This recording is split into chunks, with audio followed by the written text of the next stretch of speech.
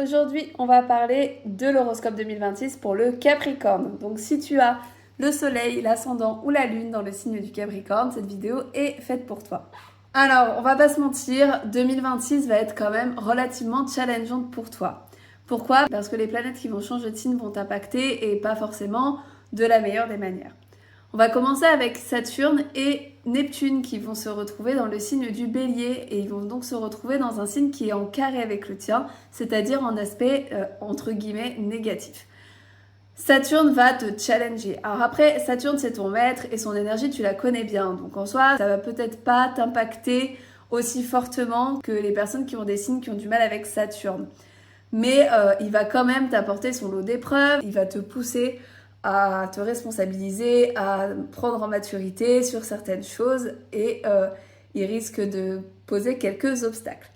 Neptune, quant à lui, va te donner un sentiment de flou, tu vas avoir du mal à savoir ce que tu veux, tu vas avoir du mal à savoir où tu vas et ça risque de te perturber plutôt pas mal. Jupiter, lui, est en Cancer, donc dans ton signe opposé pendant la moitié de l'année. Heureusement, il va quitter ce signe en juillet, donc c'est un moment où tu seras un petit peu mieux parce que là, pour l'instant, Jupiter, il était en opposition avec toi, avec tes placements, et du coup, ça a pu t'apporter des événements un petit peu compliqués, notamment au niveau social. Ça a pu être un petit peu compliqué aussi au niveau de tes projets. Tu as pu avoir du mal à te lancer correctement, en tout cas de la manière dont toi tu voulais te lancer. Ensuite, on a Mercure qui va rétrograder dans le signe du Cancer. Donc pareil, encore une fois, dans ton signe opposé.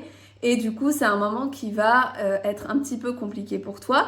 Donc il va rétrograder en Cancer en juillet. Du coup, c'est un moment où il va falloir que tu appuies sur pause et que tu réfléchisses un petit peu à tes objectifs et aussi à ta manière de communiquer, d'entrer en relation. Mercure rétro, c'est vraiment un moment où il va falloir rentrer en mode introspection et il va falloir mettre un coup de frein sur tes projets pour revisiter un petit peu tout ça. Vénus va rétrograder dans le signe de la Balance en novembre et ça risque d'être un petit peu compliqué pour toi puisque la Balance se trouve en carré à ton signe. Vénus va te pousser à revoir tes relations, à changer ce qui ne te convient plus dans tes relations. Vénus rétro peut aussi te challenger au niveau financier, sur ton rapport à l'argent.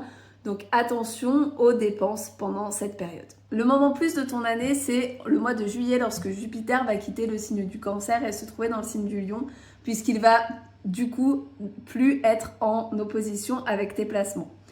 Ton moment plutôt moins de l'année, c'est en janvier-février lorsque Saturne et Neptune vont rentrer dans le signe du Bélier. Tu peux ressentir à ce moment-là une sorte de blocage.